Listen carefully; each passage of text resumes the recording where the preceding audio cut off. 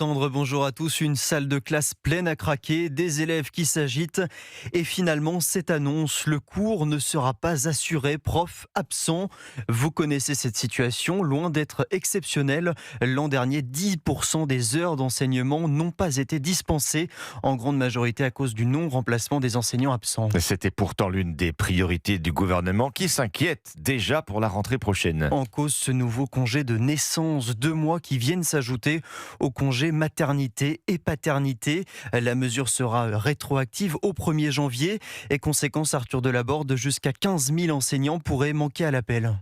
Des milliers de professeurs absents dès la rentrée, c'est le scénario redouté en interne par l'Éducation nationale. À partir du 1er juillet, un nouveau congé supplémentaire de naissance entre en vigueur, 2 mois de plus pour chaque parent, un dispositif rétroactif. Les parents d'enfants nés depuis le 1er janvier pourront aussi en bénéficier.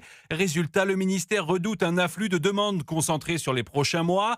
Selon Politico, jusqu'à 15 000 enseignants pourraient manquer à l'appel avec 25% de besoins de remplacement supplémentaires par rapport à l'an dernier. En interne, les équipes d'Édouard Geoffrey ont même envisagé d'obliger les professeurs des écoles à demander ce congé 4 mois à l'avance. Une piste finalement abandonnée, jugée impossible à mettre en place.